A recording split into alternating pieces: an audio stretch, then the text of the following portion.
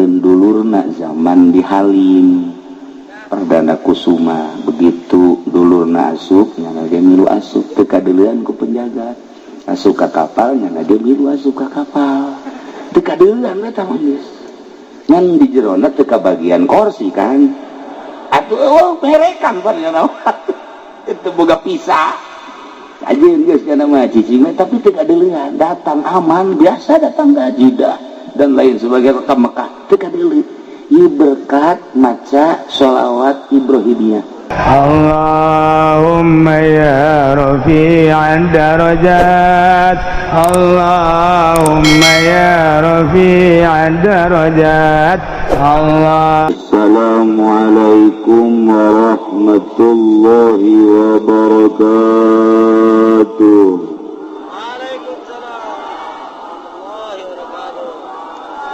Alhamdulillah, assalatu wassalamu ala rasulillah wa ala alihi wa sahbihi wa mawalah, amma ba'du. Qala Allah ta'ala fil Qur'anil Karim wa huwa asdaqul qailin.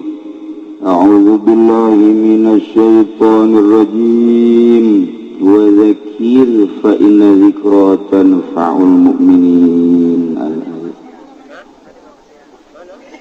Langkung tipayun urang sami-sami nyanggakeun puja sinareng puji ka Gusti Allah anu Maha Suci. Parantos masihan tina rupa-rupa nikmat ka urang sadayana, terutama nikmat anu kacida pisan ageungna nyaeta nikmat iman sunareng Islam.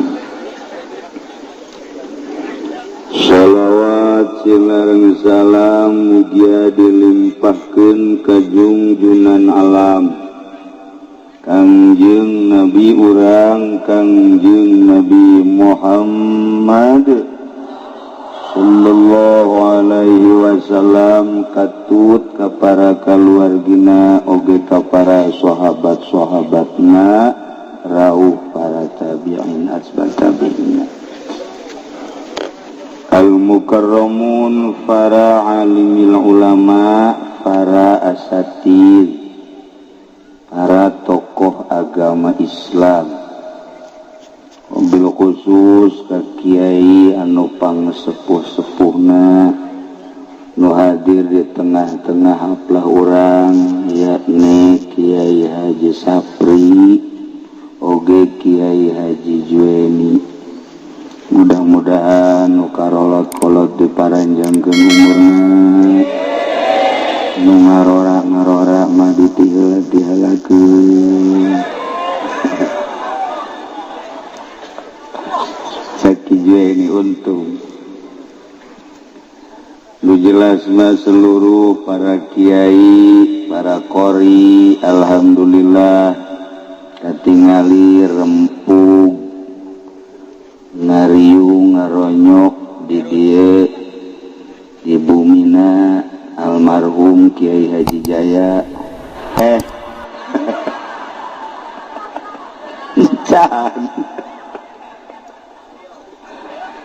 di bumina Kiai Haji Nurjaya rerencangan simkuring waktu dicaringin sekaligus guru.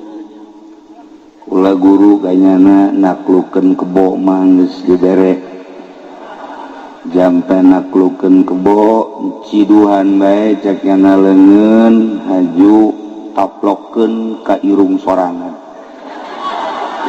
Salah tante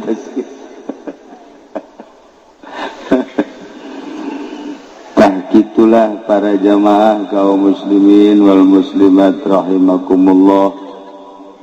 Dina kesempatan ieu khusus dasim kuring umumna urang sadayana dikersakeun ku Gusti Allah kempal di dieu di pondok pesantren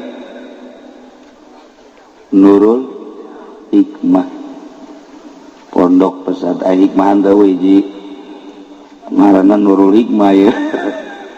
Di pondok pesantren Nurul Hikmah dina raraga Walimatus Safar Patali putrana nunami Raden Imam Sumitro beserta Aang Kunevi berangkat melaksanakan ibadah haji.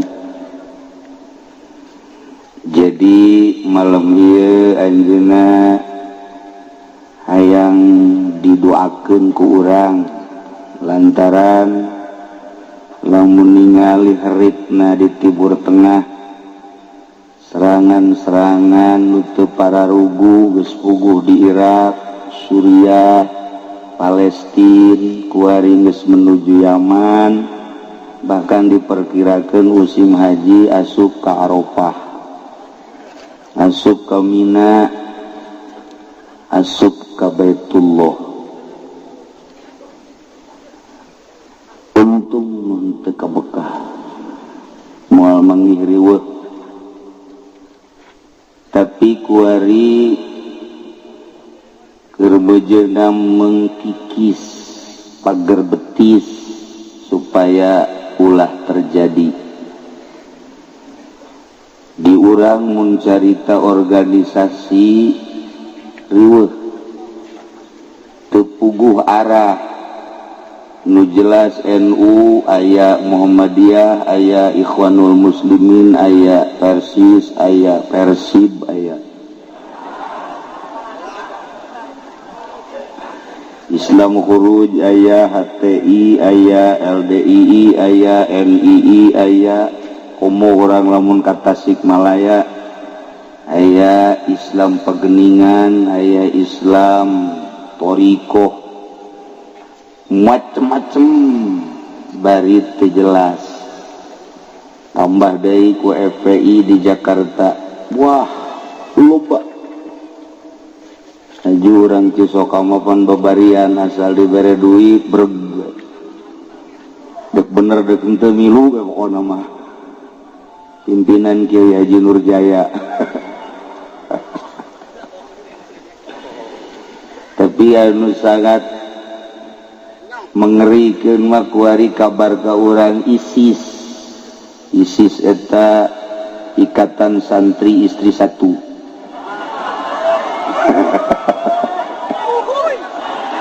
Jadi ulah anu nyandung santri mah asup ka ISIS Ikatan Santri Istri Satu. Lantaran sieun ka nu kolot na galak. Urang lamun nyaritakeun perkembangan politik capek, perkembangan ekonomi riweuh di Indonesia bage urang kuari mun nyaritakeun perpolitikan urang dangkal teu puguh ka mana alurna. Nu mentak nu jelas mah calon wali mah santri. Harapan SMA jara di wali harapan di universitas jara di wali atuh boro-boro universitas santri gese jadi wali.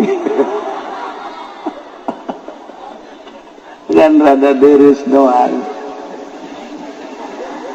Sedengkeun anu mengamati karena perkembangan agama mah hanya wali-wali Allah, para solihin-solihin anu mengikuti baju mundurna kumaha ieu si agama. Ai batur mah nu di partai, nu di organisasi anu tanggung jawab agama ngomong doang. Ai santri mah pan tanggung jawab penuh. Ai anu paeh siap nyalakeun eta ngaran tanggung jawab. Ya nggak tanggung jawab eta kos kitu. Jadi pentingna ngariung moal ya. Diondang teu diondang datang aing mah ka jeung hukum ieu. Eta tanggung jawab ngaranna tah. Nu kos kitu tanggung jawab. Lain santri mah hese. Tadu bentak calon para aulia Allah mah harapanana hanya santri. Santri se-Indonesia kuari hanya 8 juta. anu tegap nyantrina 4 juta, nu 4 juta runtuh. Tegap nyantri 4 juta, nu 4 juta bagi 2, nu daek ngaji 2 juta, nu teu daek ngaji 2 juta, tinggal 2 juta. Nu daek ngaji ka bagi 2, nu 1 juta bisa, nu 1 juta henteu, tinggal 1 juta. Nu bisa ngaji, nu daek ngamalkeun kana ilmuna 500, nu teu ngamalkeun 500. Nu ngamalkeun kana ilmuna anu ngangsongkeun proposal kabeh nu teu hiji bea kabeh, budak terjara di wali kabeh gugur di tengah jalan. Sementak aya bahasa kuarima Islam di dunia bagaikan singa tidur. Jadi kermolor di singa ya. Kan di gudang-gudangnya tidak gudang. Asal ada tangkap air sama singa ya. Jadi urang mun dongeng-dongeng nukos kitu tapu yang jeung moal eureun-eureun. Eueuh tanggung jawab da di Indonesia makana agama. Ente ulah katipu ku partai, ulah katipu ku organisasi. Dek memperjuangkeun nu mana bae, henteu rek ngagungkeun agama. Eueuh hiji poin diasupkeun ka rancangan undang-undang anu memang di jerona dek ngalaksanakeun agama. Eueuh hiji-hiji adat teu meunang di Indonesia ngasupkeun di rancangan undang-undang tentang agama. Boro-boro agama anu dianggap pokok jilbab bae hiji datang ka saiki wede ora tuntas-tuntas gitu. Mengkono di Indonesia mah bloon kabeh. Wah asana mau ge nyanding ya. Tah adu batak ulah katipu urang geus beta nu geus bangeus kahareupeun siga hade. Raramean bae ulah diasupkeun ka hate ku santri mah. Sebab asal asup ka hate wassalam. Geusan. Da ulah ya tinggal sakieu deui di Indonesia tinggal 8 juta deui janu modern mah teu kasupkeun kana santri tah mah. Mandalungan tah mah nu kitu mah. Nu asli santri nu sabtu tadi teh eta sakitu deui. Aduh, jangan kapotong kuno bobogohan. Aduh, kapotong ku HP bae. Ya Allah. Lamun urang nyaritakeun alam, mimiti alam teh alam arwah. Kemudian ke alam dunia, isuk pageto alam barzah, ke alam mahsyar, ke alam akhirat. Di alam arwah Kangjeng Nabi Ibrahim dipanggil ku Gusti Allah. Cek Gusti Allah, Ibrahim gerokeun seluruh manusia seru ku anjeun supaya daratang ke Mekah ngalaksanakeun ibadah haji. Matak di Al-Qur'an dijelaskeun wa adzin fin nasi bil haji ya'tuka rijalan wa ala kulli dhamirin yatina min kulli fajjin amiyq. Wallahu a'lamu bimuradihi wa adzin fin nasi wahai Ibrahim gerokeun ku maneh manusia supaya ngalaksanakeun ibadah haji ka dieu ye ka Mekah. Engke lamun kumaneh digerokeun jelema bakal ngajawab. Mun ngajawabna sakali bakal ka Mekahna sakali.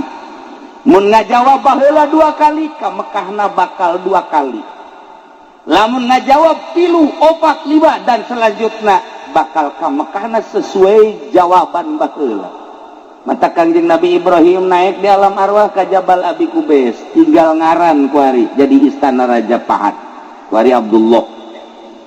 Kangjeng Nabi Ibrahim 4 jihad, mimiti ke arah barat, kemudian ke arah selatan, timur, utara, bahasana akur.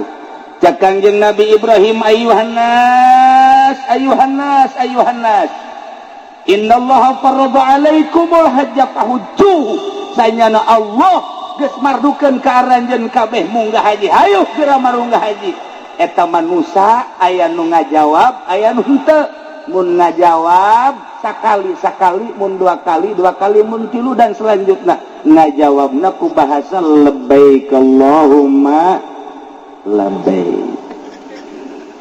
Mudah-mudahan ware di dieu baheula ngajawab sehingga babari berangkat ibadah haji ka tanah suci. Terserah kumaha bae carana. Beres Kangjeng Nabi Ibrahim ngegero iblis CS naik. Cak iblis aing ge bisa nurutan kos kitu iya. Hebat iblis ge. Ayuhan nas balah pasehan iblis sial. Ayuhan nas innallaha farada alaikumul hajja fahujjuhu. Hei manusia orang Cisoka tak iblis. Ditambahan ku Cisoka tak iblis loon. Allah geus bardukeun munggah haji ka marana coba. Hayu geura marunggah haji. Urang Cisoka brong kabeh ngajawab. Labbaik Allahumma labbaik. Nu dua, nu tilu, nu opat. Tah, lamun baheula ngajawab seruan Kangjeng Nabi Ibrahim, hajina haji mabrur. Lamun ngajawab seruan iblis, bakalna jarina haji mardud. Pan tadi mah urang Cisoka ngajawabna tina ngajawab seruan. Tuh, sia nu ngomong kan? Mardud sia. Na'udzubillah min. Nu mantak aya dua tipe engke jelema teh munggah haji teh. Aya anu hajina mabrur, aya anu mardud. Babari teh mangga sakitu bae teh. Haji mabrur ayakuna ayarji'a khairan mimma kana sapulang ti Mekah leuwih bagus tibatan memeh ka Mekah.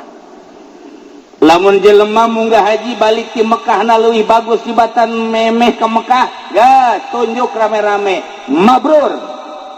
Anu mabrur teh geus teu asing deui, al hajjul mabrur laisa lahu jazaun illa jannah surga. Lamun balik ti Mekah na leuwih jore minimal angger bekos kitu, berarti hajina mardud. Memeh munggah haji tilok make kopiah, tas munggah haji ge teu make kopiah. Memeh munggah haji teh osok bobonceng si mbak balik teh boh tambah jeung si embok. Silaka ieu mah ieu tah ieu mardud ieu. Da kula beundeuk nanya bae ka urang Cisoka, di Cisoka di dieu kira-kira cak pandangan mata urang loba anu mabrur tah loba anu mardud. Sakali deui nu mabrur apa mardud? Coba contohan saurang mana? Tunjuk saurang di dieu. Mardud. Nauzubillah min. Baliklah cenah kiai mah daripada mardud mual ke Mekah dibloo. Can pugu karu geusieun mardud. Deuk mabrur deuk mardud urusan Allah. Nu penting mah naik kapal Garuda di jero kapal teh aya du geulis. Sakitu bae. Hese bae neangan nu geulis cara di Cisoka eueuh. Irung marancung di luhur kapal mah. Kulitna lelemu, sarareungit deui. Di Cisoka mah ngaranna ge deukeut ka solear tu lain deui itu.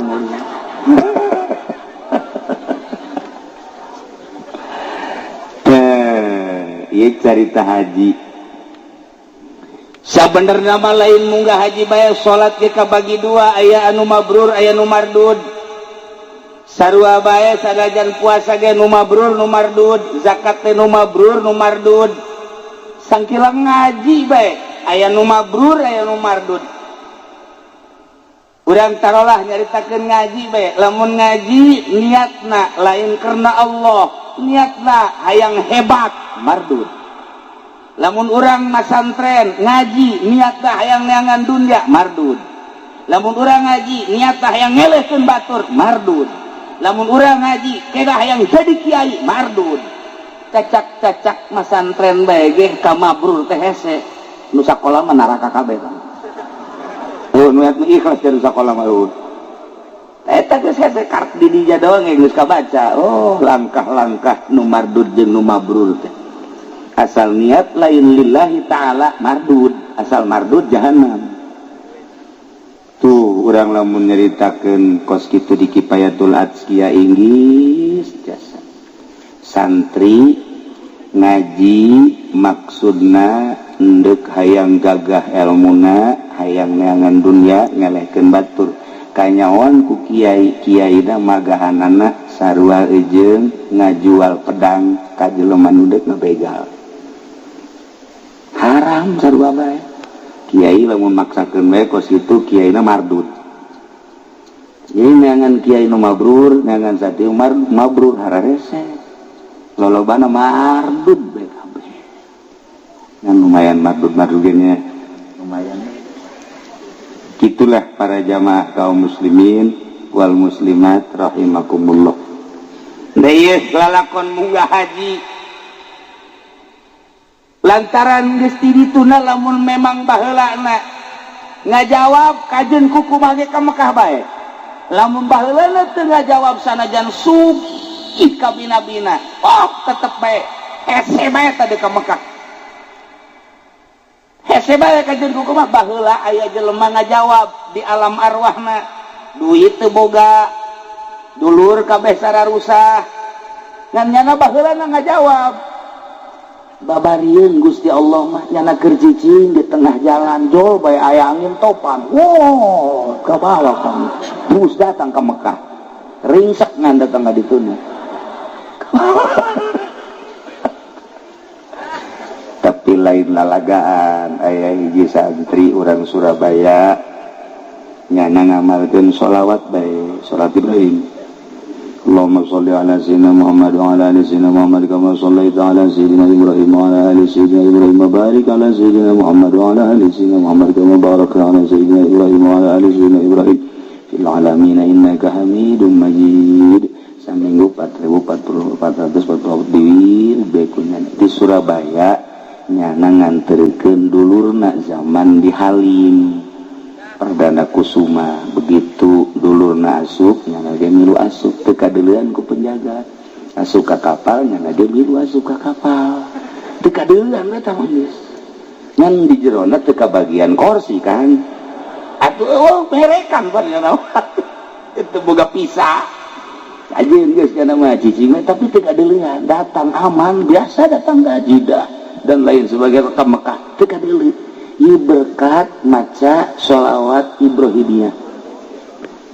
Terus saya ke Madinah terus balik ngan pas dek balik di Jeddah timbang barang kemudian paspor nyana kan teu boga tanya paspor teu boga kadeuleu tanya mah kadeuleu barang balik mah kadeuleu meureun di dinya kurang wirid gajeun kumaha ge tah kadeuleu tanya tah teu ditangkep ku askar tangkap langsung disijin jadinya langsung sidang.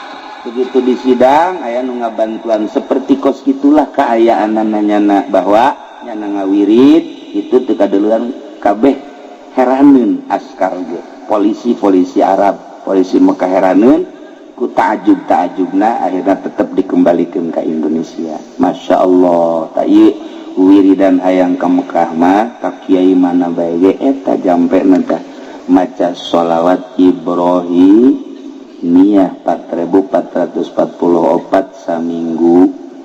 Cenah itu moal diburu-buru ieu mah ye ba'da salat 7 ngan ba'da subuhna 40 hiji. Coba ge minimal ente kajeun kukumaha ge ngimpi mah kudu ngimpi ka Mekah. Ya begitu ge untung. Masya Allah. Da ieu sholawat manjur luar biasa. Gitulah cerita di alam arwah nu jelas mah jelema macem-macem berangkat ke tanah suci terserah kabeh gerak Allah deuk kumaha ge di persidangan akhir di akhirat nyangakeun sadaya-daya nu penting kuari mah urang daftar berangkat baheula mah bisa direncanakeun hayang tahun ieu hayang tahun itu hayang tahun itu hayang 5 tahun sakali kuari mah hese di Tangerang geus 12 tahun kuari bahkan 13 tahun mun kuari daftar umur 60 tahun tambah 13 tahun berarti diperkirakan datang ke berangkat umur 70 pae bae 73 tahun. Nah iya mayoritas kan di orang antara 63 64 dan tabasa bodoh urusanana jelas kos gitulah di urang teh kos gitu. Nah iya berangkat ke tanah suci rek ningali Baitullah, rek muteran Baitullah, rek sa'i. Hari nu ngabangun Baitullah saha kiai? Nu ngabangun Baitullah pertama malaikat Jibril. Dilanjut ku Kangjeng Nabi Adam alaihi salam. Kebelah dieuna terus ngan anu aya dina Al-Qur'an adalah Kangjeng Nabi Ibrahim alaihi wa yarfa'u Ibrahimul qawa'ida minal baiti wa Ismail rabbana taqabbal minna innaka antas samiul. Kangjeng Nabi Ibrahim teh urang Sam nu kuari keur perang Suriah. Kangjeng Nabi Ibrahim diinstruksikan supaya ke Mekah. Dibawalah Siti Hajar dalam keadaan gede beteng. Berangkat ke tanah suci, datanglah ka wadi, ka jurang, lembah Mekah ngaranna. Idinya teh can aya ngabentuk Baitullah model kieu. Didinya dipanggieunkeun saung ku Kangjeng Nabi Ibrahim Siti Hajar tina tangkal korma sabagusna jeung sarekepna sapira palapah korma. Langsung disaungan, beres disaungan sapoe dua poe tilu poe Kangjeng Nabi Ibrahim teh diinstruksikeun deui titah balik deui ka Suriah. Culak cileuk langsung naik kana onta. Cek Siti Hajar teh cek Siti Hajar Kak Ibrahim, kakak meureun lagi saruanya. Kira-kira gitulah. Ieu bangunna ungkak ingkik bae endeu ka mana? Teu ngajawab Kangjeng Nabi Ibrahim.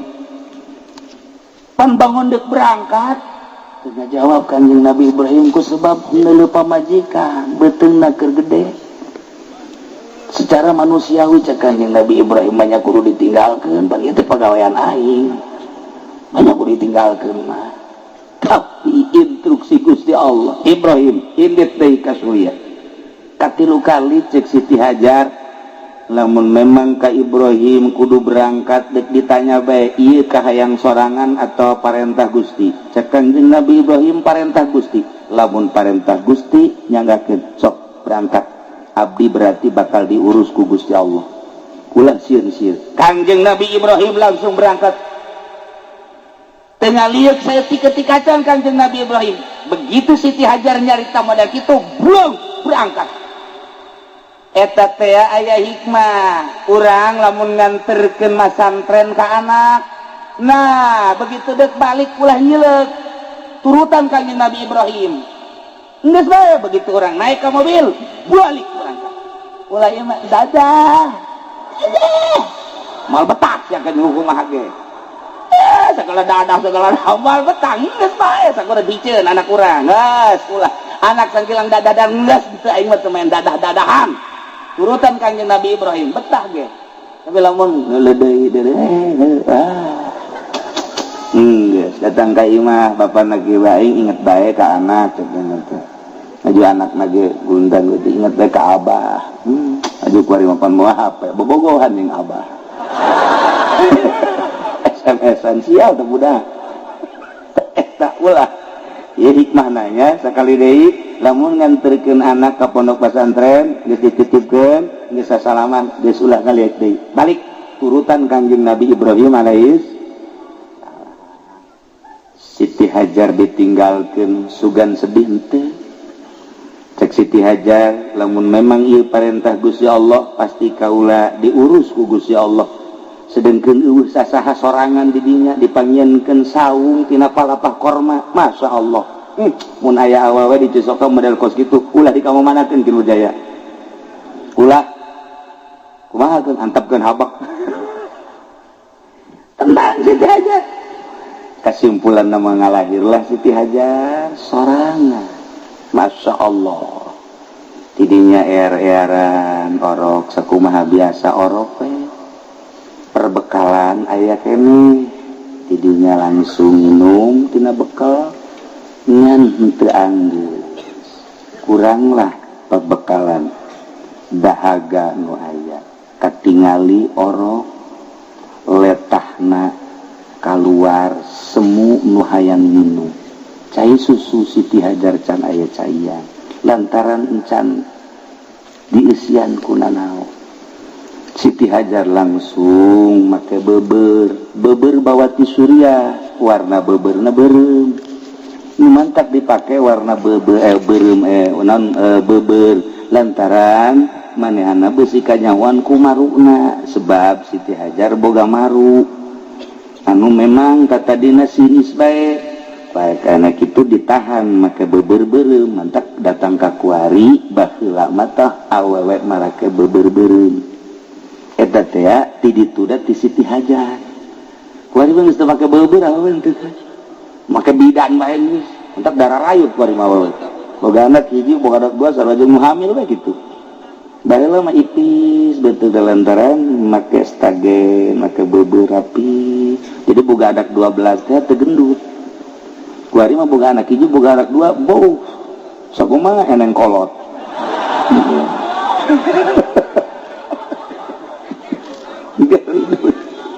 bebe aju aya hikmahan lamun aya jelema sekolot baheula ieu mah mun aya jelema masuk kaguguran 2 bulan kaguguran 3 bulan kaguguran ulah hese-hese sekolot urang baheula teangan beber awewe sok talikeun ka dieu ditalikeun ka dieu asal nali bae ka dieu masyaallah hikmahna luar biasa gitulah para jamaah kaum muslimin wal muslimat rahimakumullah Siti Hajar naik kasopa maksudna neangan jelema sugan aya jangan tatulu ditinggali ku Siti Hajar teu aya terus ka Marwah ningalian jelema beusi sugan aya jelema rek minta tulung teu aya neangan deui terus ka Marwah deui didinya luak lieu kasopa deui luak lieu teu aya geus 7 kali aya suara kita ningali ke arah Zamzam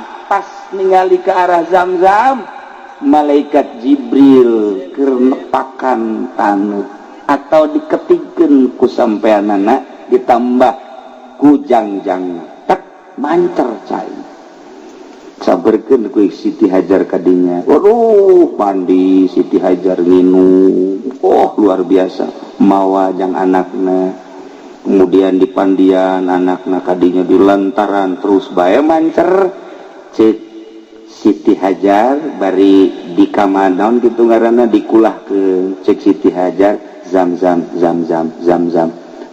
teh bahasa Suriah hartina mun bahasa urang mah stop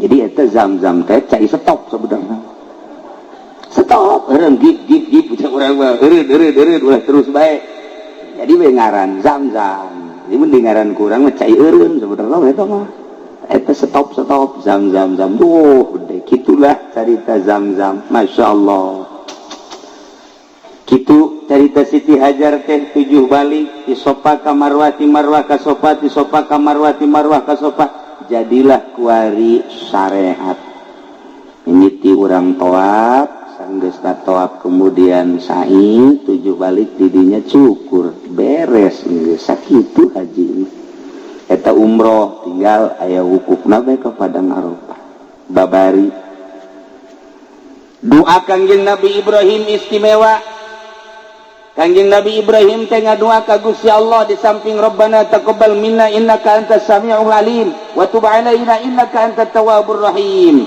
Nah kuari ge urang lamun deuk nyeun pondok pesantren eta bae doana ulah hese-hese asal disiapkeun bae pokona mah batuna 10 truk batu kalina 5 truk semen bae ujianana 1000 mah geus doana eta manjur tuh mah.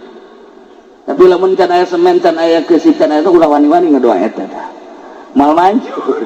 Rabbana taqabbal minna innaka antas samiul alim wa tub alaina innaka antat tawwabur. Kukula deuk dibere sakaligus beusi deuk ngabangun pondok, ngabangun majelis, ngabangun masjid. Doana mah tetep eta. Tabaruk ka Kangjeng Nabi Ibrahim. Wa iz yarfa'u Ibrahimul qa'ida minal bait wa Ismailu rabbana taqabbal minna innaka antas samiul alim wa tub alaina innaka antat tawwabur rahim. Para santri, para ustad besideuk ngabangun kukula diijazahan eta lah ketika letakan batu pertama kabelah dituna maca wadduha wal laili idza sajama wadda'aka rabbuka wa ma, dan sampai selesai sabaraha kieu macana asal isuk-isuk kurang ngider di lokasi maca wadduha sabaraha bae ka dek 3 dek 5 dek 10 asal urang isuk-isuk ngideran eta komuna anu sugi mah ajak ngider ka dieu ngider maca wadduha abe naon ieu abe anggeus ieu sakurang teh maca wadduha barengan ku ente engke ge nya ngomong emang naon nu kurang sagala-gala puguh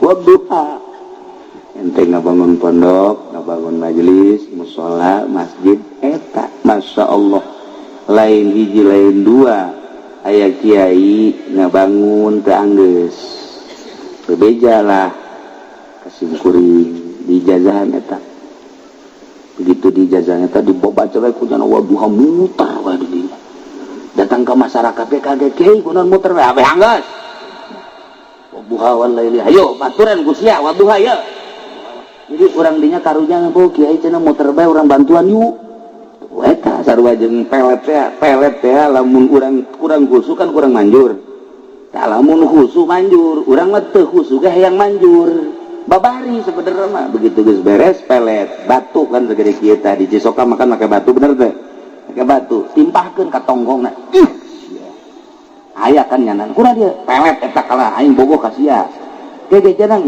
atuh sajarna mah jangan teh kudu pelet kurang geus bogoh teh heula tah eta timpahkeun ka huluna ngudag ge kitu jeung bogoh mah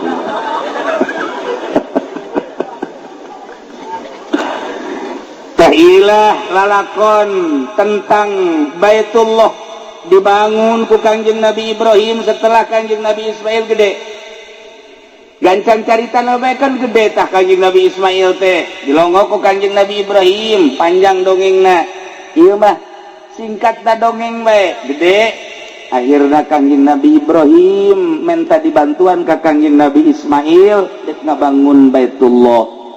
Kangjeng Nabi Ibrahim jadi tukang basna, Kangjeng Nabi Ismail kenekna langsung nu nyodor-nyodorkeun batuna Kangjeng Nabi Ismail nu jadi basna Kangjeng Nabi Ibrahim.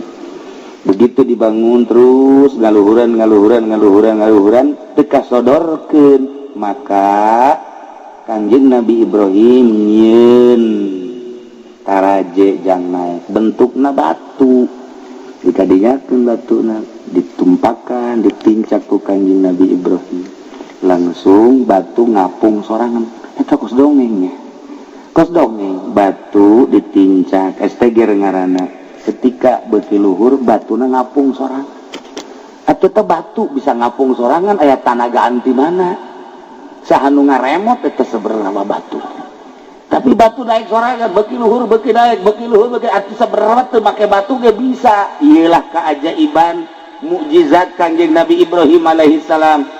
Nah kuari ayat ditinggalna ngaranna makom Ibrahim lain kuburan makom Ibrahim teh esteger ayat tapakna dirinya tapak sampean Kangjeng Nabi Ibrahim Masya Allah dibongkar ku suhu di Arabia sababaraha kali eta lantaran ngahalangan geus sabaraha doser murun potong diamankeun lah makom Ibrahim teh esteger urut ngabangun Baitullah jadilah Baitullah seperti ayeuna ngan kungsi runtuh kemudian dibangun deui kurang seetik dikurangan lantaran nu halal hijir Ismail kuari manggis indah jasa Baitullah teh ketika Kangjeng Nabi putuh Mekah langsung Kangjeng Nabi asup ka Baitullah bahkan ku Kangjeng Nabi teh harita dititah dua lawangna andai kata bakal laluasa mah teu kira-kira bakal fitnah dijieun dua lawangna ngan cek Kangjeng Nabi keun bae antepkeun lah hiji bae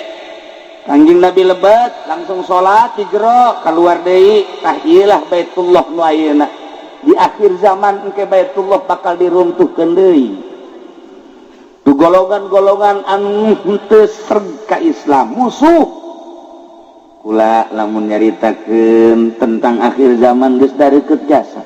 Cek Kangjeng Nabi Malikul Ardi Arba'ah, raja sadunya aya 4. Mukminani wa kafirani, nu 2 mukmin, nu 2 kafir. Nu mukmin hiji Kangjeng Nabi Sulaiman alaihi salam, nomor kedua Raja Zulkarnain. Kafir aya 2, hiji Raja Namrud, nomor kedua Raja Fir'aun cek sakal Bukhtusor. Cak Kangjeng Nabi wasayakulu khomisun, bakal jadi raja sadunya engke di akhir zaman 5, hiji deui di akhir zaman. Sayakulu khomisun wal mahdi min dzurriyyati, eta adalah mahdi ti anak incu kaula. Entek besi aya di Cisoka mahdi sing hade. Hade eta beureun tah mahdi. Ngan mahdi nu itu mah hiji irungna mancung, nu di Cisoka mah pengeng. Bedakan berarti. Nomor kedua ngaranna sarua jeung ngaran Kangjeng ismuhu ismi wa abuhu abi, ngaranna sarua jeung ngaran kaula, bapada sarua jeung bapa kaula.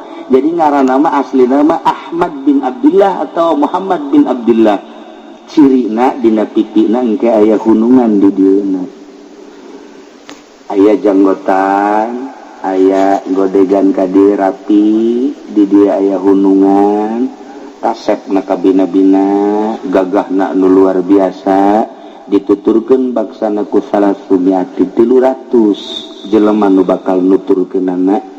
Asa-asa salaman jeung Mahdi ditembak ngebul. Asa-asa salaman jeung Mahdi jadi gagah.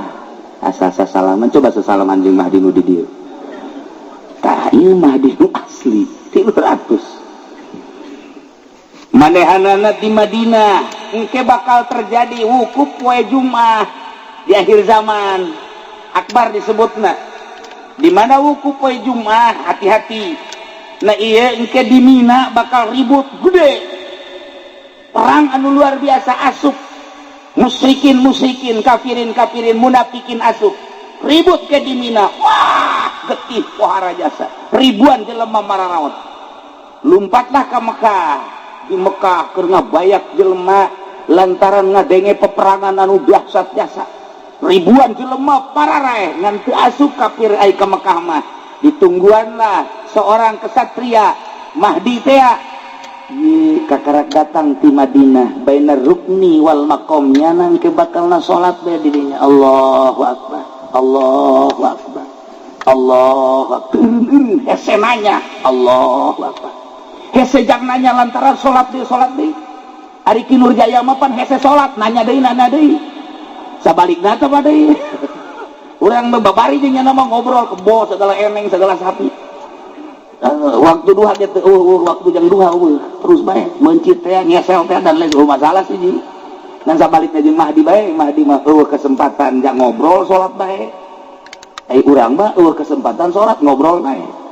Nah ieu Mahdi. Setelah manehanana istirahat langsung datang, langsung ditunjuk Mahdi teu daekeun ngaku. Tetep dibeat bahwa anjina Mahdi kulantaran disumpah karak ngaku anak Mahdi. Mulai datangnya nyerang ke Suriah heula. Jadi berarti bibit nama di Syria nu kuardisan. Tidinya bakal ke Irak, tidinya terus ke Palestina, tidinya terus ke Iran, tidinya terus Timur Tengah heula, terus ke Amerika, terus ke Eropa, ke Australia, terakhir di Cisoka. Ada Cisokanya. Ciri-ciri heula kiai dek datang kos kitu kumaha? Ciri-cirina hiji geus loba anu mararabo. Nomor kedua geus loba anak zina. Nomor katilu paharaman-paharaman ribawi geus teu dianggap riba. Nomor kaopat jelema nu geus teueuh anu ikhlas dina ayana geus teu kadeulean.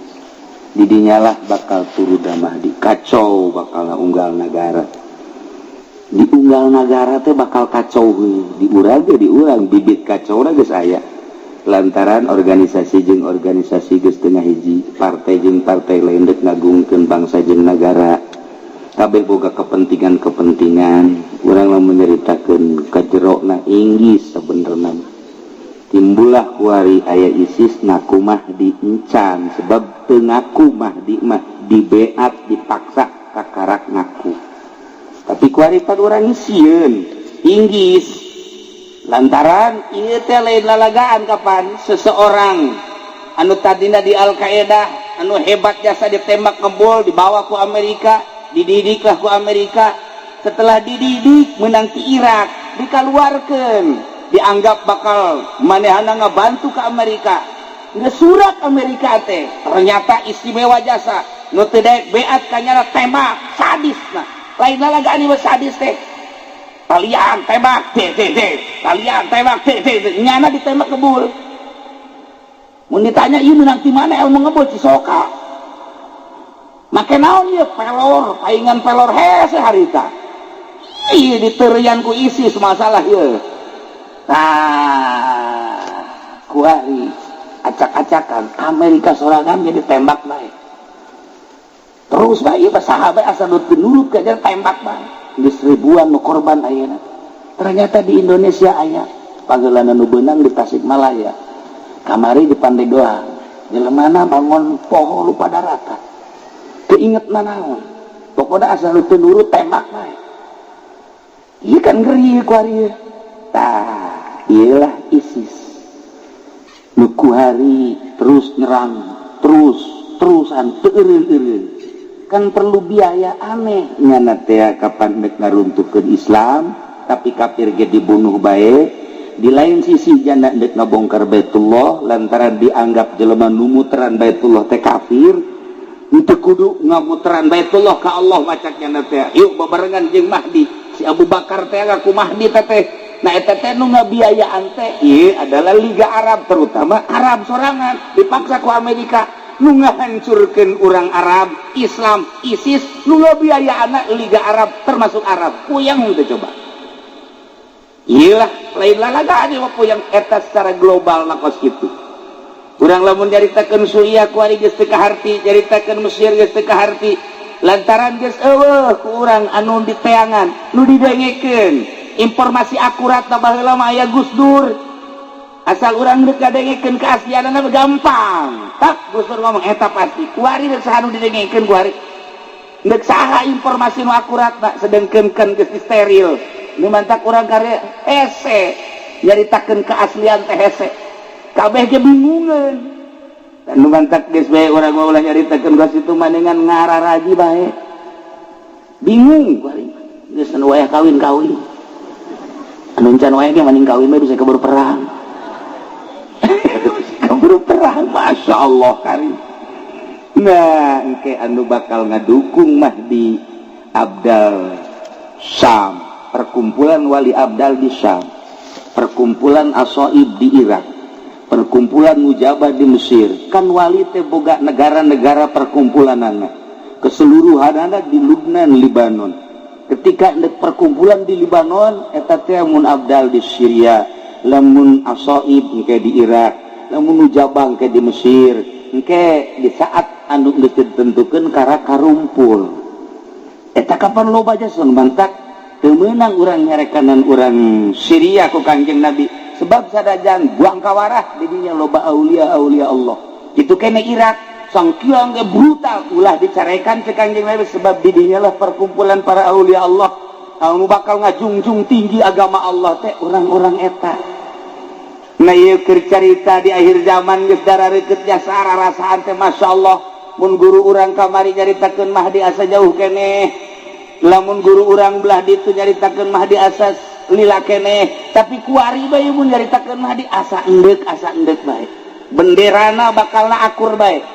Bendera Mahdi bakalna aya 3 warnana warnana hideung, merekna la ilaha illallah Muhammadur Rasulullah.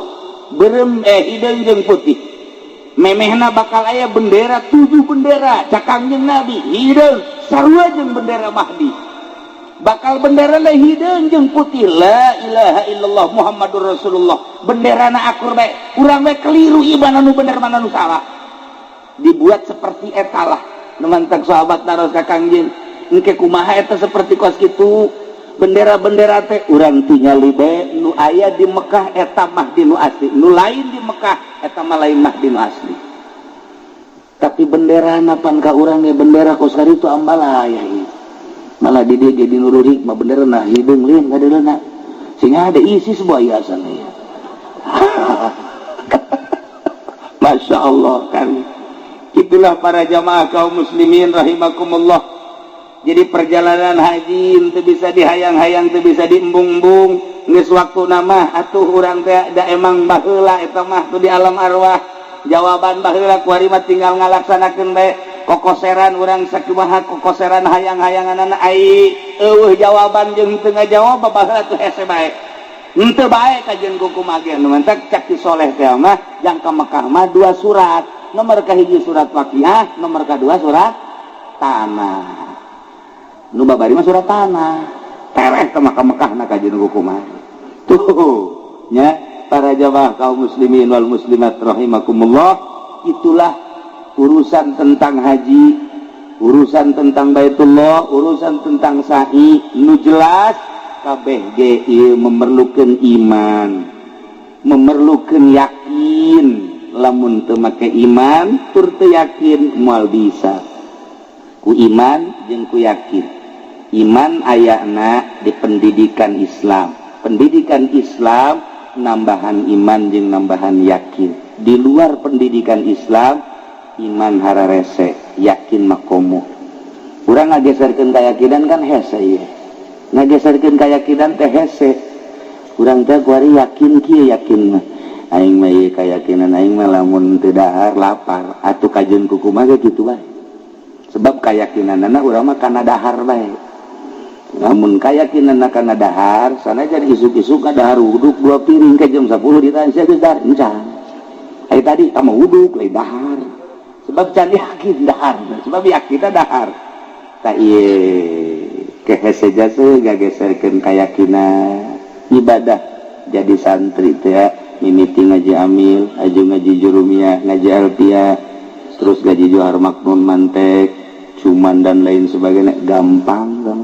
kabelah dieuna ngaji usul fikih ya warokot usul naon kitu gaya terus jamul jeung enteng dong kos itu lah babari sama nu hese ge nu hese ieu gageserkeun kayakinan eta mah sakadar ilmu yakin tina ilmu yakin supaya datang ka ainul yakin ti ainul yakin supaya datang ka hakul yakin ieulah nu hese eta mah nu tadi olahanna sakadar olahan zahir tapi hayang ngageserkeun kayakinan kudu make olahanna olahan batin nah ngolah batin ieulah nu hese nu dedeleanana lain make dedelean nu ieu tapi make dedelean nu ieu dedengianna lain make dedengian nu ieu tapi dedengian ieu aambeunana lain aambeun nu ieu tapi aambeun nu ieu mun geus bisa ngageser dedelean dedengian jeung aambeun lain nu ieu tapi nu ieu kakara jelema eta lah nu patut dituturkeun ku urang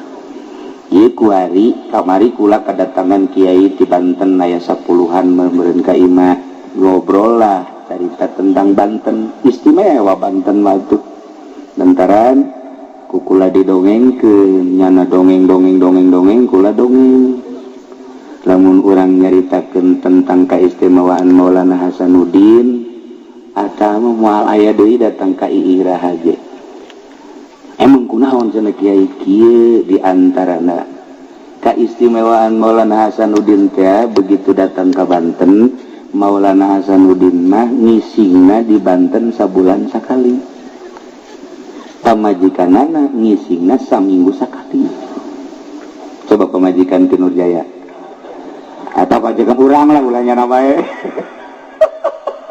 itu cerita batin urang sok jarah bae teh jaho dongengna masya Allah muringkak bulu urang ngadenge kitu mah Maulana Hasanuddin mah sabulan sakali ngisingna pamajikanana saminggu sakali digenggerekeun ku Maulana Hasanuddin ngising mah lulus ya mah teu hirup teh iraha ibadahna saminggu sakali masih digenggerekeun pamajikan urang mah subuh ngising jam 7 ngising deui mata sarapan jam 9 deui engke tas dohor bodol atuh bae aku ngising bae irama Qur'ana. Apa majikan Maulana Hasanuddin saminggu disingserikeun ku Syekh Maulana Hasanuddin, iraha ibadahna teh mangising bae. Tidinya lain marah, ningkatkeun ibadah pamajikan teh langsung dikurangan dahar, dikurangan minum. Alhamdulillah jadi sabulan sakali. Ngadenge pamajikanana ngising sabulan sakali, Maulana Hasanuddin 6 bulan sakali. Turutan ku sia. Eta urang mun ngadenge dongeng kos kitu apa iya apa memang kos kitu. Mantak bisa hihiberan ge, nu mantak teu eureun-eureun di zarahan ge. Kukula dongeng kos kitu tanyana malah longo bae. Aya sejarahna. Nu mantak buku keaslian kewalian Maulana Hasanuddin teu sambarangan ge. Lantaran naon ieu ta ilmuna nu hese ge. Masyaallah karim. Tah tidinya lah pamajikanana bae ge eta geus bisa sabulan sakali gisingna. Berarti kan dahar cara biasa. Dahar ya cara. Urang mah datang ka Nurjaya teu dibere ngariung, teu dibere berkat bae ngancam. Awas ya Nurjaya ku aing. Mondang deui moal aing. Teu diberkatan tolol teh budak. Oh, bangsa budi makin bulan sekali ngising. Ya Allah ya Rabbi. Eta urang carita ngising we kos kitu. Ngap biasa pan. Teguh, teger, Banten teh dicekal ku jelema nu model kos kitu. Masyaallah. Da kula maksudna dongeng kos kitu teh lain naon. Sebab kieu neangan coba di Banten ku ari nu apik. Tarolah ulah apik cara Maulana Hasanuddin, ulah apik cara Syekh Maulana Yusuf, ulah apik cara guru-guru orang nu kamar. Hiji be ulah nyokot duit ti pamarentah basa kitu tak apik urang ku ari. Eta bae heula tah teger agama kajen kukumaha ge. Ulah ngajukeun proposal dibere ulah daek aya etik mah. Nurjaya seuri, adena aing gede cek nya teh. Moal anggeus-anggeus. Tah deuleu pancer urang Syekh Maulana Hasanuddin. Nu mantak manehanna nama kapan istimewa jasa. Kutujuh bae ge kutujuh kutilu la ilaha illallah pan bisa hiber. Kutilu la ilaha illallah dongengna. Masya Allah dibawa Syekh Maulana Hasanuddin teh Ustaz Arif Hidayatullah ke Mekah diasupkeun ka jas ka dieu asup sia ka dieu asup ke nongol teh huluna kos manuk dibawa ke Mekah di ijazahan talqin baca ulah nafas tarik nafas beres beat langsung sok baca 3 kali ulah nafas tarik hibar tilu la ilaha illallah bisa hibar di Mekah ka Banten. Coba ente tilu bae. Tilu hibar geus teu kudu kumaha ka pondok masing-masing coba geus peureum bae kieu bae ngabaget bae coba ya. Coba.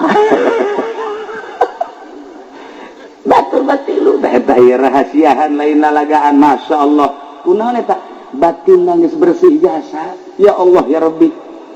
Urang mah kuari mah tak geus carita ulah carita eta keur carita di organisasi, carita di perorangan pondok pesantren. Eueuh deui iwal ti opat sabenerna mah ngan salah sahijina waro nu tilu moloka dicaritakeun. Ieu titipan ti Sunan Rahmat anu ngamimitian muka pondok pesantren di Jawa Timur dilanjutkeun terus ka dieu. Mantap pondok pesantren mah titipan para aulia Allah asal ngegeser bae kana yayasan. Geus lain titipan para aulia Allah. Itu salah nyen yayasan eta mah perkembangan. Itu salah mangga teh mun eueuh cilaka, eueuh sanawiyah, awiyah atuh kaditunan kumaha perkembangan dunia. Ngan lain titipan wali, titipan para aulia Allah mah opat salah sahijina waro. Nu tilu moal ka dicaritakeun. Kuari mah waro kadanan cara Syekh Maulana Hasanuddin Syekh Yusuf hiji bae ulah narima duit di pamarentah geus hebat jasa ujian. Pangangankeun coba Ki Nurjaya di Cisokan nu henteu nyieun proposal nu mana ieu pondok pesantren. Jeung nu mana nu henteu narima duit ti pamarentah. Norekat tinggal norekat. Tapi duit ti pamarentah didaharan bae. Jemluk tama pas itu. Moal bisa tuh. Tuh, mantap. Baheula aya hiji manusia ngaranna Ibrahim bin Adham. Ibrahim bin Adham teh pan geus diangkat jadi kutubul aulia. Geus nikmat jasa. ibadah penting teh geus ngeunaheun amis biasa masyaallah ngeunah pernah ngimpi dibawa ke surga pernah ngimpi manehanana babarengan jeung para mursalin para nabi geus dijelaskeun bahwa tempat anjeun ieu surgana geus senyum bae masyaallah nyana ngadoa ka Gusti abdi ieu pan geus jadi makhluk surga nu ku abdi dipenta abdi mah hayang nyaho tatangga abdi kuari saha engke di sorga nu babarengan jeung abdi nu deukeut ka abdi dibere ilham Ibrahim bin Adam lamun maneh hayang nyaho babaturan maneh tuh aya di Mesir ngaranna eta tempatna di dinya teang nyana ti Baghdad langsung berangkat ke Mesir begitu datang nanyakeun ka urang lembur eta ampura kula jauh-jauh ka dieu rek nanyakeun hiji jelema ngaran si anu Masya Allah cak urang Mesir atuh kunaon jauh-jauh neangan si eta kitu kunaon pemabok lah kakap tama nu bener nyaah katingali anjeun mah dina tarang tukang sujud katingali dina pis tukang ibadah katingali dina kentel tukang zuhud katingali dina mata tukang cerik koneangan jelema tukang mabok maning indit ka ditu apa inya nya iya eta tukang mabok di dieu mah jelema eta teh raja mabok aduh nyana kieu we cangcaya Ibrahim bin Adam teh aing mah nyai ilham berarti ti setan meureun kita ngadoa aja aing teh ieu ngadoa ka Gusti menta saha tibaturun ke di sorga maknya setan nu ngabisiki teu kaharti tapi aing gadege informasina ieu ku jelas-jelas teuing akhirna nyana cangcaya ngan begitu deuk balik bebeja tempatna bae di mana tempatna tuh tempatna nu itu tuh lah taman deuk balik deuk teh ke geus neuleuh maka jeung barang neuleuh bener di dinya aya 40 manusia keur mararabok wah keur ngaganja kok mabok nu naon aya nyana mah diuk bae kieu bae kieu begitu geus ningali nyana balik deh digerok hai Ibrahim ka dieu jauh-jauh ti Baghdad hayang kapanggih babaturan di sorga geus datang kunaon indit je pan nyahoon wah cak Ibrahim aing eleh ye kunyana ye ayo ka dieu mendak ka dieu nu jadi masalah cak Ibrahim bin Adam kok nyahoon aing teh ka dieu deuk neangan ti batureun saha nu ngabeja aja ngobrol ge encan ulah sok sombong jadi ahli sorga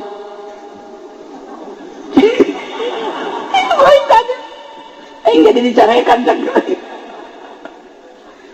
ahli sorga mah eueuh nu sombong jeung eueuh nu egois ya Ibrahim ari di masjid mah nyekelan tasbih babarengan jeung santri ngawuruk kadang-kadang zarah kadang-kadang jeung masyarakat ngaji dukas kitu batu babari tama ngan di sorgana handap nu hese ge tuh makhluk Allah nu sok mabok tuh makhluk Allah nu sok judi tuh makhluk Allah nu sok maling tuh makhluk Allah nu sok zina tugas para aulia Allah tugas para ulama sholihin eta ajak ka sorga lantarannya nage hati letik lama iman ke Gusti Allah nyahoon nya nage ngan bergelimang ku nafsu nah kula cicing di dieu ieu teh geus sabaraha taun kabehna di dieu teh aya 100 leuwih kemudian kuari terus dinasehatan tinggal 40 nah maneh mun bener-bener hayang jadi batur kula di sorga gantian tugas kula tah 40 nasehatan kumaneh Ibrahim waduh santri aing bubar cakna tuh kos gitulah para aulia Allah mantak ge begitu diangkat jadi kiai lain tambah ngeunah sabenerna mah mantak diangkat jadi solihin teh lain tambah tenang diangkat jadi wali teh lain tambah uncang-uncang tambah tugas ketika orang jadi kiai baheula nyantri dahar ge jeung peda behan teh jeung lauk asin ku Allah teh dipakai ka cinta, dibisakeunlah ngaji, dititipanlah ilmu. Wari geus jadi kiai. Oh, boga majlis, boga murid, masya Allah, mobil lagi sakumaha showroom. Nu leutik teh ditanya ku nyana, apa jadi takabur atuh? Haju deui dakwahna ge. Pilihan. Lamun ka daerah anu amplopna gede ieu boleh. Lamun anu moal. Eta kos kitu kok jadi kos kitu atuh.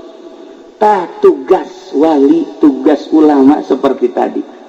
Cek Ibrahim bin Adam mah geus satu kula tuh boga tugas bari manusia. Ini kana kesehatan opat ieu. Dinasehatan ku Ibrahim bin Adam, nganasehatan pemabok mah lain cara santri. Santri mah dinasehatan ti ieu ka dieu lalaunan geuna lain nu mabok. Kudu kumaha? Oh, carana kieu cek manehanana. Poe ieu nyana mabokna ieu 5 sloki, na isuk mah kena 4 bae. Sia ulah 5 4, ke isukna 3. Ki Nurjaya mah bisa minum nyana ge dirinya deui. Atuh cilaka tah mah, lain nasehatan anclub. Ieu hese kita. Kitulah nu mantak ararane para aulia Allah mah. Dek naklukeun jelema tukang mabok, kudu babarengan jeung nu mabok. Naklukeun jeung jelema anu tukang judi, kudu babarengan jeung tukang judi. Naklukeun jelema anu sok judi, ina main gaple catur dan eta kudu ancluk. Etalah hese tugas para aulia Allah teh. Samar. Nu mantak loba jelema nu leungit dileungitkeun ku Gusti Allah, imma leungit hirup-hirup wa imma secara zahir maot. Padahal teu maot dipindahkeun. Matak lamun Maulana Syekh Maulana Yusuf kuburanna aya 3 di dunia, lamun Syekh Maghribi kuburanna aya 5 di dunia. Ulah aneh. Lamun Mbah Bolong kuburan aya 9, ulah aneh. Kos karitulah kula ziarah ka Yordania, di dinya aya makom Nabi Musa alaihi salam. Zarah deui ka Baghdad, aya deui makom Kangjeng Nabi Musa alaihi salam. Masyaallah. Di ditu Yusa, di dia Yusa. Carua. Ulah aneh emang kos kari itu jelema gede deket kapan Yordan, Baghdad. Kok di dia aya di ditu aya. Kos kitulah jelema-jelema galalede mah, masyaallah karim. Nah kitulah para jamaah kaum muslimin wal muslimat rahimakumullah, sakadar urang make mata nu ieu, ceuli nu ieu, irung nu ieu, ribut nu aya. Teu meunang ngadenge kiai, teu meunang ngadenge nu sugih, teu meunang ngadenge nu gagah hasud aya. Tapi ketika make nu ieu tiis, nu mentak Tuan Syekh Abdul Qadir mangeunahkeun bahasana, ulah pesimis ngaheurepan kaula mah lantaran mun boga papanggulan teu kabawa kula siap manggul.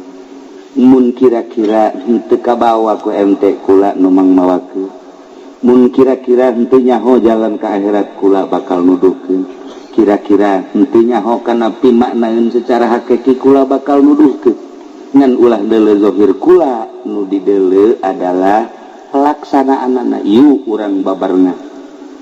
Nginah matak Sayyidina Ali bae nginaheun biasa ngomongna lam a'bud robban lam arok. Kaula mah moal ngaibadahan pangeran nu teu kadeuleu ku kula. Berarti kadeuleu ku Sayyidina Ali mah pangeran. Menyaritakan kadeuleu kan lain ku mata ieu ku ieu matak turun temurlah ti Kangjeng Nabi ka Sayyidina Ali ka Sayyidina Husain terus tinggal urang endek jeung henteuna jeung siap apa henteuna jeung masakatna deui. Nah urang mah begitu kuari ngeuneunahan bae barang urang jadi jelema ngeuneunahan baheula mah daek puasa kuari mah henteu, baheula mah daek masakat kuari mah henteu. Iyalah nu bakal cilaka. Kitulah para jamaah kaum muslimin wal muslimat rahimakumullah. Jadi orang tingkatkeun iman, tingkatkeun amal, tingkatkeun Islam. Kumaca la ilaha illallah. Jaddidu imanakum bila ilaha illallah. Minimal ba'da salat 3 kali maca la ilaha illallah. Sing gletuk anu maot. Jadi tu Kiai Abbas minggu ka tukangna saminggu nikahkeun kula. Kemudian besan milu ngabesan Karangkas Bitung ka Kiai Endim peutingna maot. Berbarengan jeung eta di dieu Ki Hamzah maot. Berbarengan jeung eta isukna di Garut deui maot deui. Teu muriang deui.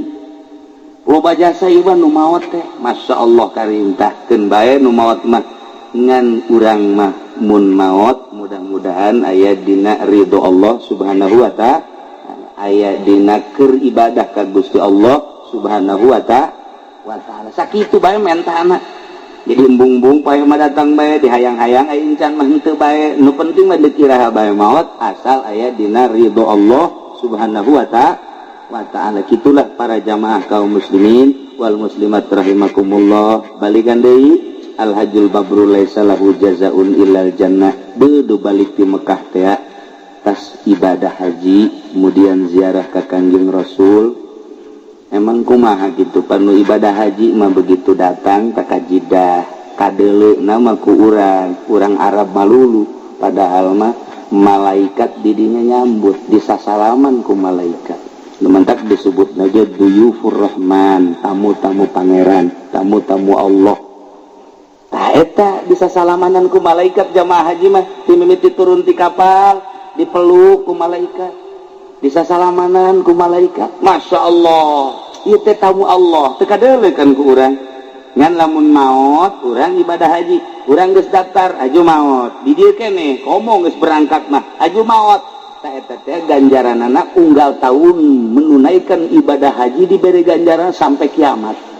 Mun jelema daftar kemudian teu berangkat eta unggal tahun boga ganjaran ka Mekah bae nyana. Komo geus berangkat teh aju maot unggal tahun ibadah hajina.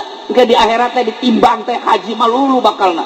Ditimbang amat teh ieu ganjaran haji malulu lantaran maot jana di perjalanan atau manehna geus setor maot.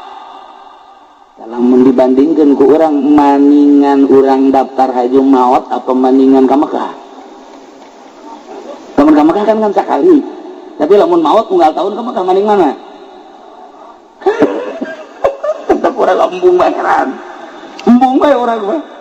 Ya Karim, Masya Allah. Tah itu keur carita ganjaran ka Mekah anu luar biasa. Oh datang ke Madinah ulah disangka Kangjeng Nabi teu ningalikeun. Ulah boga kaajaiban hiji. Waktu tahun 90 genep jeung almarhum Abah begitu zarah ka makam Kangjeng Nabi macet di ditu ka dieu ka ditu dibebu salam teh pan kuari mah ka ditu kabeh keriba bisa di ditu bab Jibril bisa di dieu bisa macet anu luar biasa.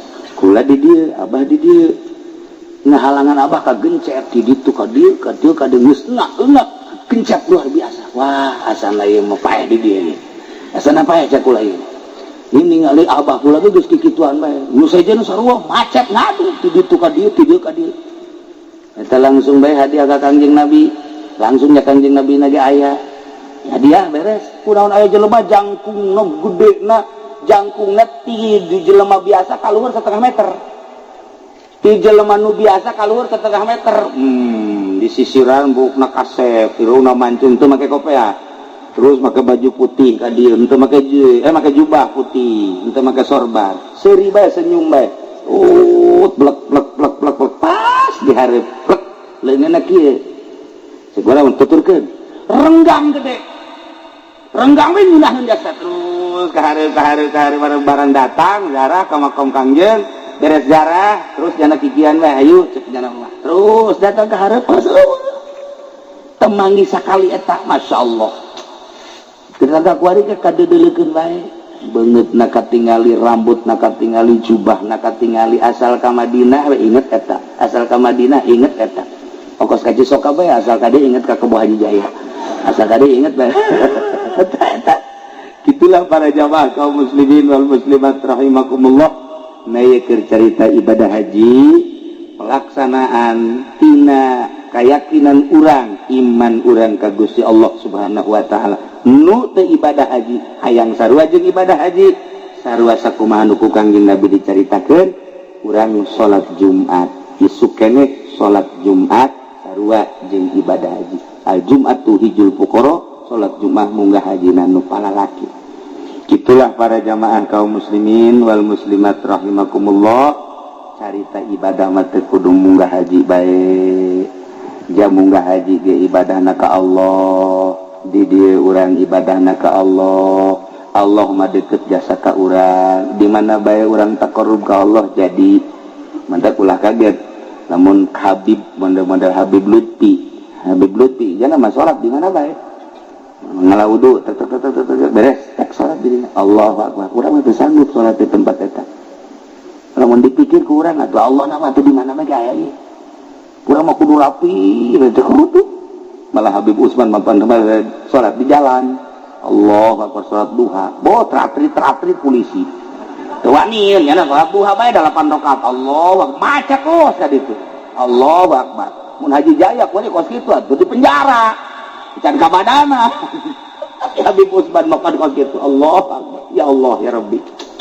gitulah jelema-jelema laluhur urang nyaritakeun Habib Usman komo nyaritakeun Syekh Maulana Hasanuddin nya ieu urang nyaritakeun ngisingna genep bulan sakali berarti teu dahar-dahar kan kok dibere kuat eta ulah aneh lamun eta nyaritakeun kakuatan kuari aya jelema kiai kira-kira geus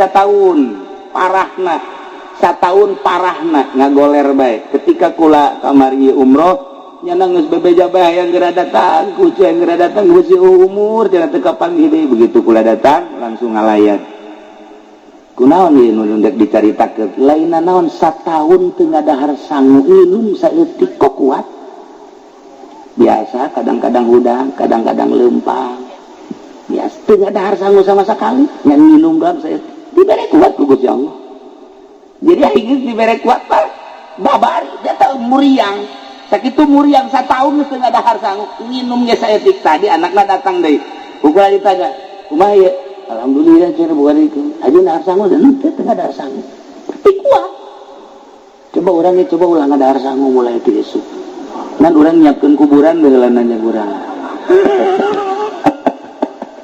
ya daya cerita tentang ibadah haji tentang pembuatan Baitullah tentang sa'i tentang jelema-jelema anu laluhur horeng kabeh ge ieu adalah ku kaapikanana apik mah hate geus urang ngapikeun diri ka Gusti Allah Subhanahu wa taala ulah cabet teuing di akhir urang doakeun mudah-mudahan putra Kiai Haji Nurjaya imamna aangna jeung sarombonganana ieu mudah-mudahan diberi jag-jag ku Gusti Allah diberi sehat ku Gusti Allah diberi giat ngalaksanakeun ibadah hajina bisa balik deui ka dieu kalawan salamet teu aya halangan naon itu keneh urang nu hadir di dieu mudah-mudahan urang kabehan bisa ningkatkeun ibadah ka Gusti Allah Subhanahu wa taala sakitu bae urang ngadoa ka Gusti Allah Allahumma shalli wa sallim ala sayyidina Muhammadin fil awwalin wal akhirin wa barik wa sallim wa radiyallahu ta'ala an sadatina ashabi sayyidina Rasulillah ajma'in amin ya Allah ya rabbal alamin Allahumma hdina siratal mustaqim Allahumma hdina siratal mustaqim Allahumma hdina siratal mustaqim siratal ladzina an'amta 'alaihim minan nabiyyin wasiddiqin wasyuhada'i wassalihin wa hasuna ulaika rafiqa dzalikal fadlu minallahi wa kafa billahi 'alima Allahumma ij'alhu hajjan mabruran wa sa'yan mashkura wa dhanban maghfura wa tijaratan lan tabura ya 'alima ma fis sudur akhrijna ya Allah minadh dhulumati ilan nur akhrijna ya Allah minadh dhulumati ilan nur akhrijna ya Allah minadh dhulumati ilan nur Allahumma arzuqna ya Allah ilman nafi'a wa amalan mutaqabbala wa rizqan halalan tayyiban wa qawlan hasana wa imanan kamilan bi rahmatika ya arhamar rahimin Rabbana taqabbal minna innaka antas samiul alim wa tub alaina innaka antat tawwabur rahim wa salli wa sallim ala jami'il anbiya'i wal mursalin walhamdulillahi rabbil alamin wallahul muwaffiq ila aqwamit thariq wassalamu alaikum warahmatullahi wabarakatuh. Dalam ikilah maikuriku kal abi kaya bapak wa kadzalan iku kaya ikilah abi Ibnu Amin utawi anak lanang saking paman li Zakarin kang tetep kadua lanang wala yada unzanan ora den weahaken ya Ibnu Amin wala yudalan ora den wehi Ibnu Amin unzan anak wadon Kayang rapakot sumakalamun ngarewangi wing unzan apa bintuhu anak wadone iya Ibnu Amin sulima maka den pasrakeun ya unzan ilaiha maring bintu ilaiha maring bintu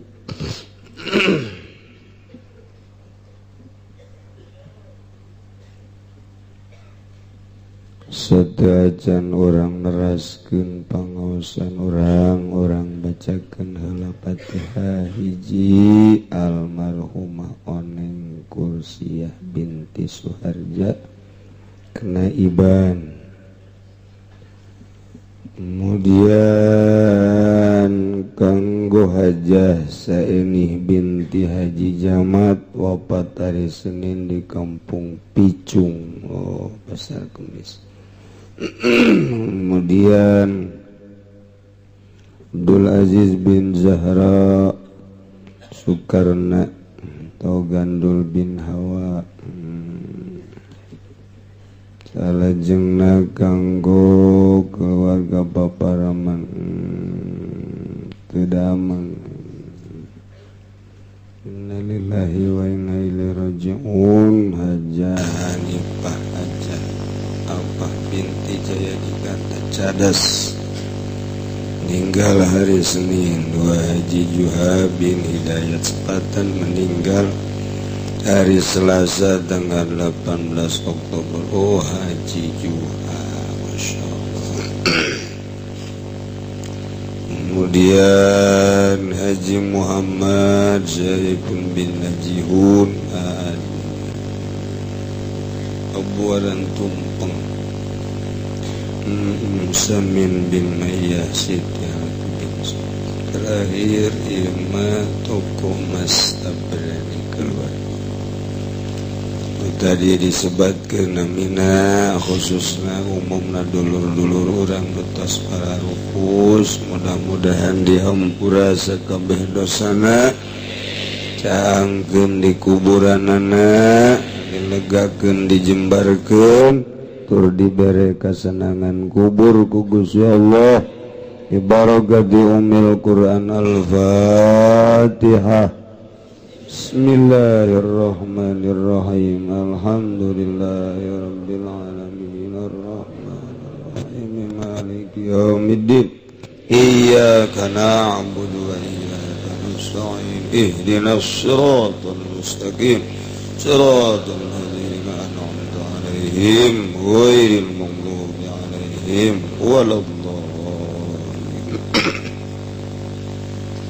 Fatihah kedua kanggo dulur-dulur urang, tetangga urang, terutama abah ibu anak urang anu keur mejehna menunaikan ibadah haji, mudah-mudahan dibere seger, dibere jag-jag, dibere giat ngalaksanakeun ibadah hajina, dibere daekan ngalaksanakeun ibadahna, bisa ka Madinah, bisa balik deui ka lemburna masing-masing kalawan salamet, mawa haji anu mabrur anu maqbul bi barakati umil Quran Al-Fatihah.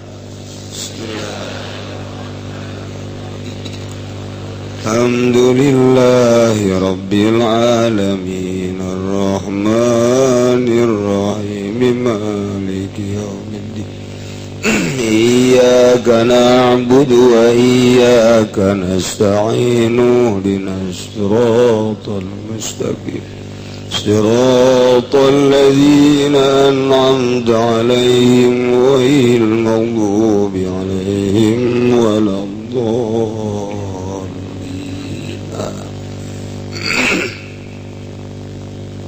Urang neruskeun pengajian urang mengenai tentang hadonah, pengurusan budak anu can mandiri ngurusan dirina, baik eta memang leutik atawa nu edan, termasuk nu aya. Terutama ieu budak dantaran indung bapana teu bisa mempertahankeun imah tanggana, sarwiti penuh kecemburuan, kaki Zaid nu jadi salakina main HP bae, kanyawan ku Sarwiti ulu ternyata orenganan si HP nate aya I love you-an. Jadi cintana bercagak. Pangbung-bungan awewe diberi cinta bercagak hayang utuh. Padahal mah jatuh bercagak ngan sekean doang. Kanyana sakitu kanu itu ge sakitu. Ulah sok sieun sih.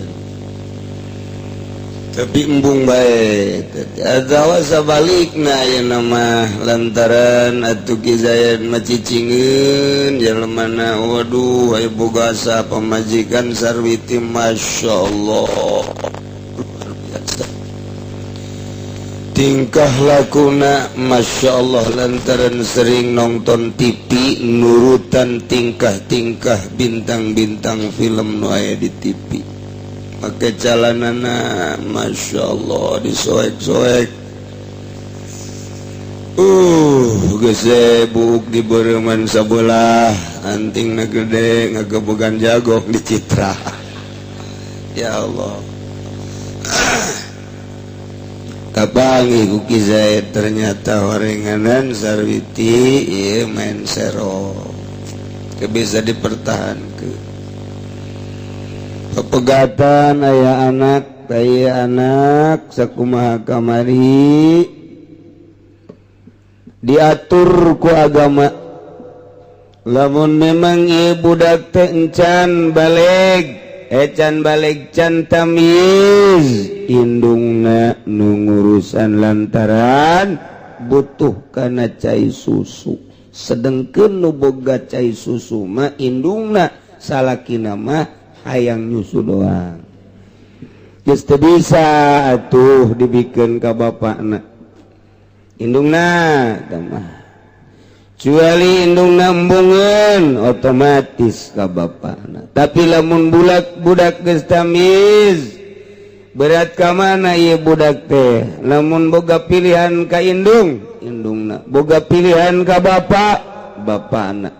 Mun akur pilihan indung jeung bapa na ieu dikocok mana nu kaluar ti heula atawa teu boga pilihan boka indung boka bapa na ieu mah diundi ka mana anu ragagna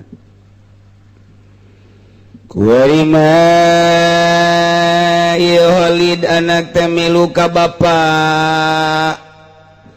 sedangkeun bapana dek nyaba bapana nyaba teh kabagi dua aya saparo hajat aya saparo naklah. Saparo hajat mah ongkos jelema dagang eta saparo hajat sapar hajat atawa munggah haji sapar hajat atawa kuli di Jawa Tengah Jawa Timur ka Tangerang ieu ti ditu ka dieu ngaranna sapar hajat. Satu ketika tetap balik deui bae nyana ka Jawa Tengah ka Jawa Timur ka Lampung. Sanajan nyana cicing 10 tahun di Tangerang lobaan deui urang Jawa Tengahna jeung Jawa Timurna lantaran saparna sapar hajat tetap temenang ngadirikeun Jum'ah nyana kudu milu Jum'ah bae ka urang Tangerang sebab saparna sapar hajat. Sanajan nyana meuli imah di dieu nyana meuli kontrakan ta eta sanajan meuli kontrakan atawa meuli imah lantaran nyana di benak hatina dek balik deui ka ditu tetep bae anggap tamu bae.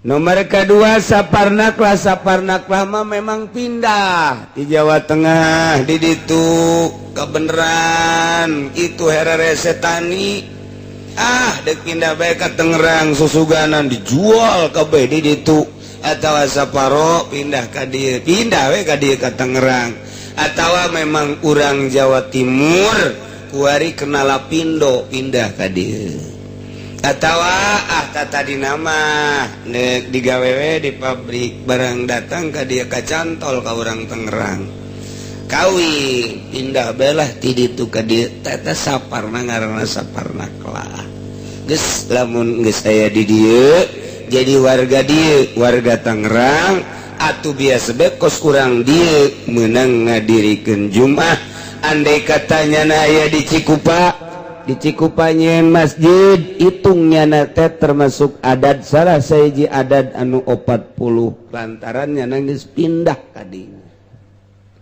ieu mah masalahna lain dek jaritakeun Jumat dek jaritakeun budak nu diurus ku bapana kemudian kamari bapana indit ti imahna ai inditna indit hajat ta eta anak anu mumayyiz atawa anu encan mumayyiz ieu ulah dibawa dagang dititipkeun di nu teu ka mamana di lembur ma'al mukim hatta yang udah hingga balik deui ka ditu sok sabara bulan sekali ka Jakarta naik ka Jakarta teh sabara bulan balikna ka Jawa Tengah ta eta titipkeun di ditu perhitungkeun modalna daharna jeung nginumna sagala rupana sok titipkeun ka ditu komo lamun aya indung keneh mah ya nek makolotna nisbat di budak maka makolotnakeun ka bapa kolotnakeun ka mamangna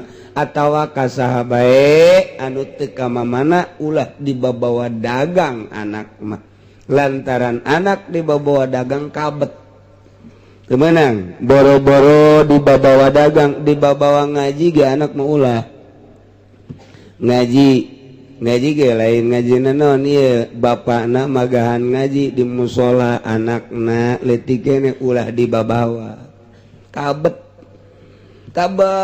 atawa pangajian di majelis talim anu anakna leutik keneh ulah dibabawa kabet mal bisa nyandung ongko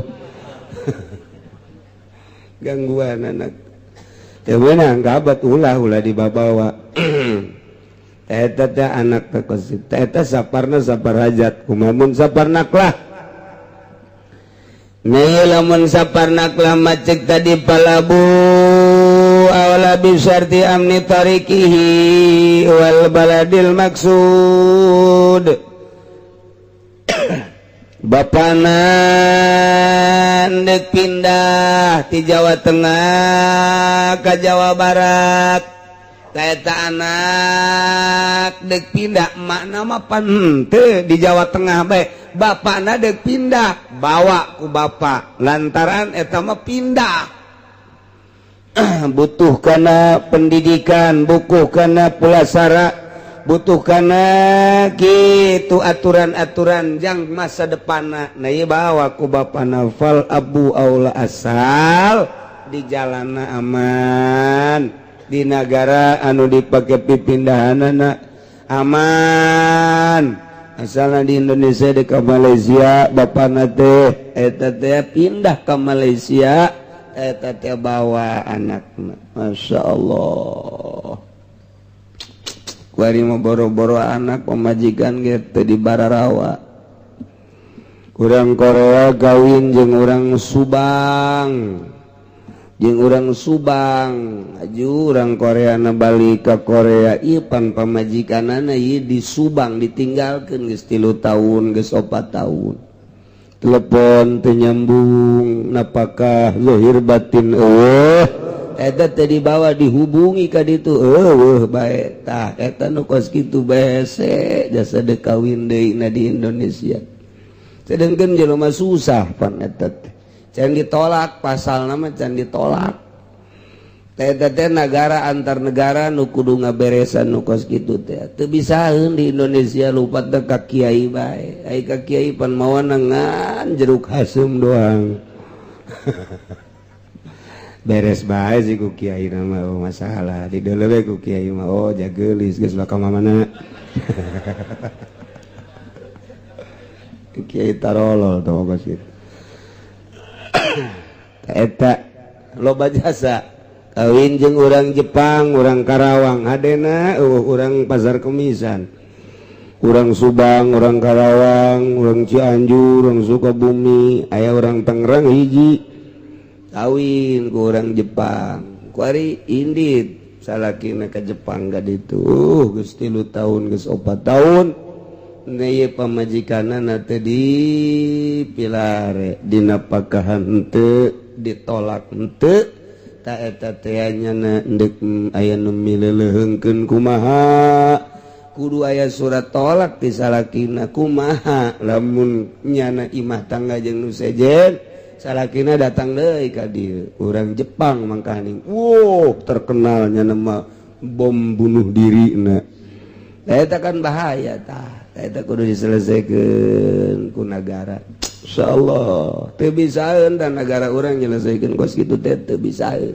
sebab eueuh duitan jelema nu deuk diuruskeun sapira awewe susah dipenta boro-boro 5 sampai 10 juta boro-boro pugu dahar ge ku harita ngahutang eta teh teu dibereskeun ku urang teh lumpat deui ka kiai bagi-bagi ceurik di rumah kiai mantak sakapeung mah hayang jadi presiden ka beres-bereskeun nu kitu tah eta teh gitu loba jasa tah masyaallah. Nah ieu Indonesia urang Indonesia pindah ke Malaysia boga anak bawa ka ditu neuk pindah ke Thailand bawa neuk pindah neuk ke Korea bawa atuh ka ditu asal aman bae di dituna mun kitu mah neuk pindah ka Libya ulah dibawa budak bisi katembak engke di Libya ulah waka dibawa teh mah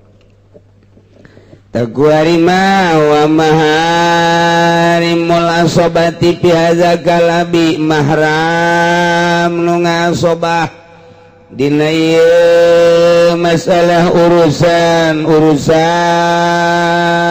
sapar kebenaran dina saparna teh adalah saparna sapar hajat kumaha lamun bapana ayeuna kitu ndek saparna sapar hajat ulah dibawa na ayeuna bapana geus eueuh budakna teh aya di mahram anu ngaasobah mahram nu ngaasobah mah artina di mana eueuh bapana ya saha anu bakal ngaasobah bapak kolotna yane bapana bapa eta ngaasobah termasuk kana dulurna eta adalah ngaasobah bapak kolot dulur mamang eta ngaasobah mun eueuh sasa nyana meunang bagianana eta dina urusan zaparnak lah ieu zaparnak lah teh zapar pindah Cikajengan musanib maharimul asobah galabi mahram nu ngaasobah kas bapa bae geus dina pengurusan budak teh dibikeun ku harima ka bapa kolotna mun eueuh bapa kolotna bikeun ka dulurna mun eueuh dulur nu saindung sa bapa bikeun ka mamangna dan selanjutna teh eta lah nu ngaasobah eta sarua bae kos kitu lantarannya na bakal mika dedeh mikanya eueuh bapak aya bapak kolotna bapak kolot teh nyaaheun kanu jadi incuna eueuh bapak kolotna dulur saindung sa bapak eta alo berarti ngurusan alo pastinya aheun atawa ngurusan suan pastinya aheun kajen kukumaha eueuh aya ge mamang na rada laer setik mamang mah berarti adikna abahna mamang nisbat di budak paman teh ge sarua bakal mikanya sanajan rada laer eta teh ngaasobah mun eueuh bapak mun eueuh bapak kolot mun eueuh dulur maot panu ngawaris mamangna kitu keneh dina pengurusan budak ge dikamamangkeun wa kaza Ibnu Amin gitu kene ogos bapak Ibnu Amin anak lalaki ti mamang anakna kuari ida karin pikeun ngurusan anak lalaki baik-baik anak mamang panari anak mamang mah batal wudu jeung eta budak anak mamang teh berarti ieu menang kawin lantaran adik jeung kakak kan menang bebesanan adik jeung kakak menang bebesanan kuari anak adikna nu ngurusan bapana eueuh nu ngurusan bapak kolotna eueuh nu endek ngurusan atuh kitu mamangna ge eueuh aya ge anak mamang pan anak mamang mah meunang ngawin tah mun teh mah nu hiji lalaki nu hiji awewe kuari mah lamun papada lalaki diurusan ku anak mamang teu naon kumaha lamun nu ngurusanana ieu nu diurusanana awewe walayuto unsan anak mamang ulah dibere ngurusan alokna tasuan atawa anak adikna papada gitu ngaranna papada anak lamun memang ieu awewe ulah lantaran batal wudu atuh anak adina diurusan ku anak kakakna eta teh batal wudu ima dititipkeun di ima sakumaha kamari wa ima lamun dek beberangkatan dibawana ia adalah ku anak kakakna anak mamang berarti nisbat tim budak mah ta eta teh teu meunang lamun awewe mah kumaha lamun engkena kitu kabelah dituna bisa saimah rejeung lamun saimah rejeung bisa sakamar rejeung nyawa sorangan pan lamun geus sakamar rejeung mah tuh sakamar rejeung mah geus teu bisa dicaritakeun sedengkeun pan ieu mah tuh batal wudu mentak teu meunang